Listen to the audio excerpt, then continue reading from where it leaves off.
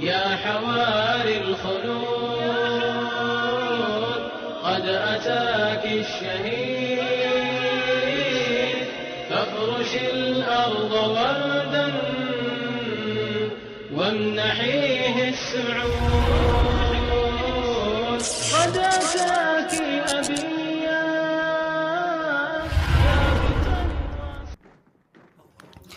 Kita belajar dari kesombongan iblis laknatullah alaih.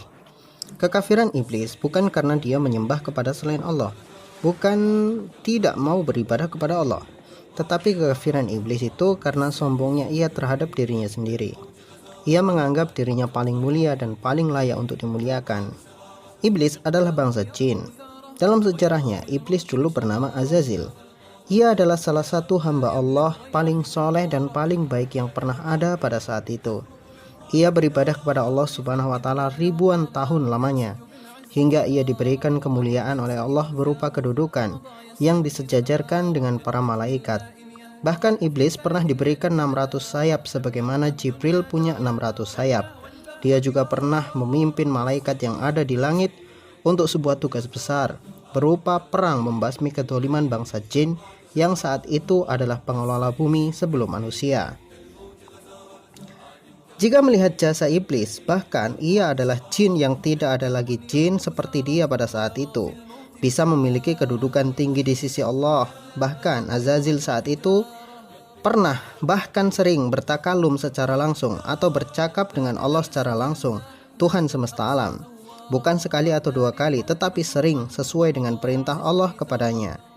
Jadi secara logika hampir mustahil Azazil akan menjadi kafir dengan segala prestasi dan pengetahuan yang ia miliki. Sebenarnya ini adalah satu pelajaran berharga bagi kita semua, bahwa orang paling soleh dan paling alim sekalipun tidak menjamin ia akan terjaga dari kekafiran dan kezaliman, sama sebagaimana Azazil dulu juga seperti itu. Maka dari itu, salah satu hikmah kita membaca di dalam sholat surat Al-Fatihah, Ihdinas siratal mustaqim, tunjukilah kami jalan yang lurus. Salah satu hikmahnya adalah agar Allah selalu membimbing kita dalam jalan yang lurus dan tidak terjerumus pada kekafiran, sebagaimana iblis dahulu terjerumus dalam kekafiran karena kesombongan di dalam hatinya. Ada kisah menarik di dalam sebuah kitab Tarikh Dimeshki yang ditulis oleh Ibnu Asakir. Ternyata iblis juga punya rasa bosan untuk menjadi iblis, bosan menjadi orang kafir, dan rindu menjadi hamba Allah seperti dahulu kala. Maka iblis pun datang menemui Nabi Musa alaihissalam untuk bertaubat. Iblis berkata kepada Nabi Musa, "Wahai Musa, kamu adalah manusia pilihan Tuhan, utusan Tuhan dengan risalah darinya. Kamu berbicara langsung dengan Allah Subhanahu wa Ta'ala. Sedangkan aku adalah makhluk ciptaannya yang dahulu berbuat durhaka kepadanya. Tapi aku ingin bertaubat. Aku minta tolong darimu, mintakan ampun kepada Allah untukku, dan mintakan dari Allah agar Allah meringankan dosa-dosaku," kata iblis. Nabi Musa yang merasa kasihan pun menyanggupi permintaan iblis, dan beliau pun berdoa kepada Allah Subhanahu wa Ta'ala meminta petunjuk bahwa iblis ingin bertaubat dari segala dosanya dan ingin menjadi hamba Allah yang taat seperti dahulu kala. Maka Allah Subhanahu wa Ta'ala pun mengabulkan doa Nabi Musa alaihissalam dan memberikan petunjuk kepada Nabi Musa.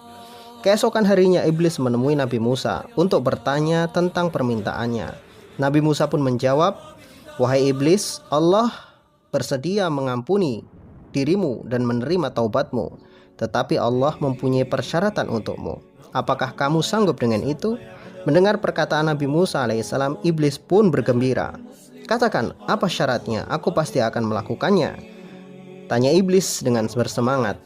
Nabi Musa pun menjawab, "Carilah kuburan Adam dan sujudlah di hadapannya."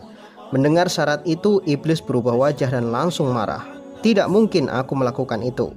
Jangankan sekarang ketika dia telah mati, ketika dia hidup saja aku tidak mau bersujud untuknya."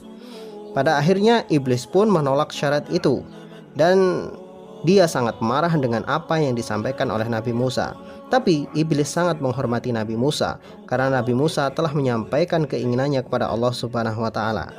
Maka iblis pun memberikan beberapa nasihat kepada Nabi Musa supaya beliau dan umatnya berhati-hati terhadap tipu daya iblis.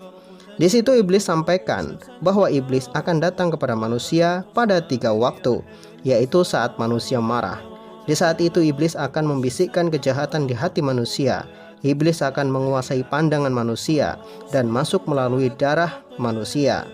Kemudian ketika terjadi peperangan, iblis akan membisikkan kepada orang-orang beriman hal-hal yang dapat meragukan hatinya, sehingga ia akan lari dari medan perang dan meninggalkan untuk membela agamanya. Kemudian pesan iblis yang terakhir adalah iblis akan datang kepada manusia ketika ada laki-laki dan wanita yang bukan mahram duduk berduaan.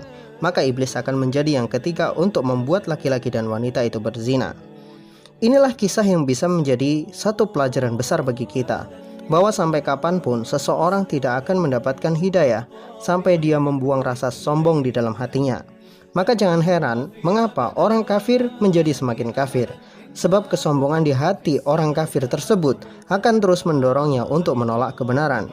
Dan berhati-hatilah terhadap jebakan setan pada manusia. Sesungguhnya setan akan terus datang kepada manusia untuk menjerumuskan manusia ke dalam neraka, sebagai teman yang menemaninya nanti di dalam neraka. Naudzubillah, tsumma naudzubillah.